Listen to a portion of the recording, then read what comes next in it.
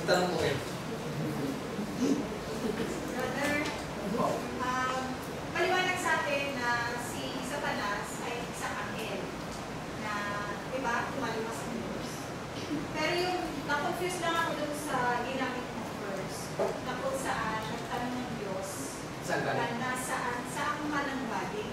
Na kung tutusin, sabi mo, ang Diyos ang lumimpanan ng lahat. Paano nangyari na magtanong ng Diyos na saan siya nanggaling kung siya naman ang creator? Second, yung kay Brother Nelson, na kung saan kung tayo ay magpapaalalahan sa isa't isa, hindi po ba pwedeng magkaroon ng guidelines ang kongregasyon nito, lalong-lalo na pagdating sa mga tagapagsalita, na kung saan maging specific kung ang susuotin ba ay libreryo o wala, lansyado ba ang kasi magiging example tayo sa mga susunod na kabataan na kung saan kung makikita po, magtatayo lang tayo na yun lang yung suot. Hindi po ako namamalit ko ano yung suot, maging malinis lang at saka lansyado sana. Sana may guidelines para sa mga tagapagalaw. Okay. Tama-sama po natin. Maganda yung tanong ni Sister kanina. Kung saan daw ba galing si Satanas. Sa kabuuan po ng banal na kasulatan, lahat ng bagay sa mundo ito, maliit o malaki, ay lalang ng Panginoon. Kasama na po noon si Satanas. Bakit po? Malinaw po nakasulat na kung saan, nung nilalang si Satanas, hindi pa po siya ganyan kasama. Mabuti po si Satanas bilang isang tao. At naging anghel po siya. Kaya naman po siya naging masama na kinain siya ng kanyang pride. Kasi mababasa niyo po yan, kahit i-google niyo yan, basahin niyo po.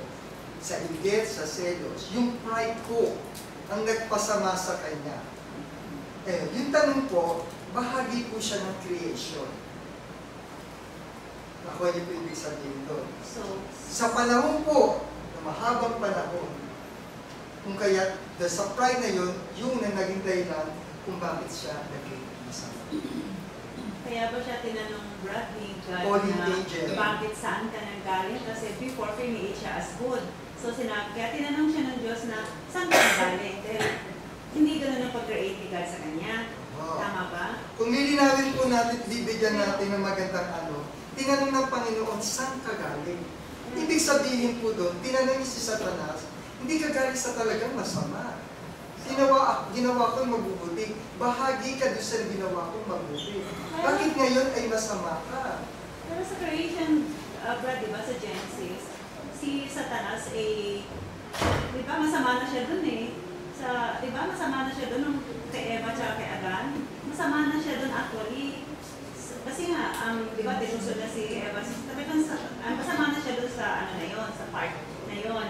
So, bakit nung time so alam na ni God na masama na siya. So, bakit sa time ni Job, kay Bob ba yun? Kay Bob, bakit tinanong pa siya ni God na saan siya nanggaling? Wala ko din fact nung create niya si Eva at si Adan, masama na siya doon. Di ba? Nag-gets ko po yung tanong niya. Ang follow-up question lang po. Ang anghel ba na unang i-create bago yung earth? Kasi para masabing si Satanas ay anghel na nagpakasama. Kasi tama yung sinabi ni Sister Jenny na paano kinreate na si Adan at Eva, ando na si Satan. Masama na siya. Masama na siya. Masama na siya doon, brother, di ba? So bakit during the time of Job? Magandang tanong ko yan. Ni Job, kasi tinanong ko siya ni God na bakit saan ka nanggaling? Para po mabigyan tayo ng kalinawagan, kasi yung interpretasyon natin, gagawa natin ng paksa. At susuportahan ko po yung gagawin paksa ni Brother Jason para mabigyan kalinawagan, kung hindi man mabigyan ng maayos na kasagutan sa araw na ito. At pagtutulungan po namin yung inyong other concern po tungkol doon sa Yung ikalawang tanong naman ni Sister Daisy, kung saan ay dapat may may guidelines tayo para sa mga tagapagturo. Ang sa akin po, no, ang Diyos ay hindi tumitingin sa ating panlabas sa Kanya. Bagamat, tayo'y may katungkulan at responsibilidad na ang bawat isa sa atin po ay maging kaaya-aya sa harapan tuwing tayo makikipagtipon sa Kanya. Ang ibig sabihin po, pero kung ikaw ay isang nasa sitwasyon na wala kang kapasidad, kunwari bibili ng damit, at yun lang ang kaya mo, hindi po sukatan yung suot ng isang tagapagturo na kailangan ay ganito. Sa ibang kongregasyon, sinasabi po, ang lahat ng mga babae kailangan nakabistida pag sumamba. Mayroon po bang nakasulat sa banal na kasulatan? Ang lalaki kailangan may kwelyo at ano.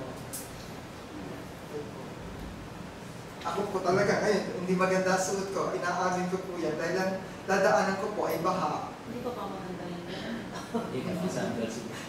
Nakasandals kasi ako po baka ang dadaanan ko, wala akong coat dalap ng sasakyan. Ang mahalagang bagay po ito na kung saan ay wala pong tinuran sa loob ng isang kongregasyon na lilimitahan tayo sa mga bagay na kung saan ay makakapagpa-tisod sa bawat isa sa atin. Ang mahalaga po ay yung sa salita ng Panginoon. Doon tayo dapat lumago at mag-aralan. Bro, yung follow-up ko lang kasi, although wala siya sa Bible, ang pinapoint out ko rito, yung kaayusan. Na maging maganda sa paningin ng miyembro. Kasi nakaka-distract din po yun kung ang suot mo ay hindi na plancha. Tapos, supportahan niyo po ako. Kasi parang baka sabihin niyo masyadong compare. Meron ba Kasi katulad kasi kanina, ang ganda-ganda tingnan lahat ng parang teacher yan para ikaw ay igalang. Di ba? Kailangan po Parang physically ikaw ay maayos ka rin naman, di ba? Parang ikaw ay igalang na estudyante, lumagay ka sa kalaga. Kasi may kabataan po tayo na ang suot na lang, ganun-ganun lang din. Kasi nakikita, doon ako sa set an example. Kasi ang problema naman po, kung yung tagapagturo ay hindi naman natin nabibigyan ng talagang material na pangangailangan, isa rin po aspeto na dapat natin tingnan yun. Kaya naman sabihin na natin po na kung saan ay yung may lagi, linggo-linggo ganun na nasuot, yung ganun na. Hindi po, sir. Ano lang po, baka kasi ma-misinterpret yung bakit kung sakaling ganun na walang kapasidad, pwede bang mag-set na lang ang church ng isang uniform na lahat, yung sinong gaganap, meron kang suot. Para lang wala. Yung bahagi na yun ay siguro, kung gusto nyo, kung meron tayong magandang magiging talaanan, pwede gamitin. Sis, pag-aralan natin yung sa damit. Opo. Baka kasi mag-misinterpret ako na lahat. Kasi ang mahirap, pinupoint out na dito, paano kung meron tayong bisita na isang Catholic na kung saan sanay sila na ang pare, kumpleto, malinis ang suot ng pare, ganito. Tapos, i-invite tayo, tapos ganun yung makikita na a-attend. Yan ang magsisiganap. Parang, sana lang, nasa maayos lang. Hindi ko pa sinasabi po na kailangan nakapolo kasi wala silang pambayad. Hindi tayo pambili. Ang akin lang, planchado, malinis. Tignan natin po kung yun ay makakatulong para sa ikagaganda ng ating gawain sa Meron pa pinatanong kapatid. Kasi ang Panginoon, hindi tumitingin sa pananamit o ano. Ang tinitingnan niya ang puso ng tao. Tama po. Ang kabanalan, hindi ang mga bagay na sa physical. Kasi ang Panginoon, tumitingin sa puso ng tao. Hindi siya. Baka tayo pa nga magkasala kapag tayo nag-usge. Tayo po Yung magkakasala. nasa puso natin. Tama po. Kasi ang karamihan tao, puro ang pinag-iipisan pera. Katulad ng mga blood control. Bilyon-bilyon na pera ang kanilang. Tama po.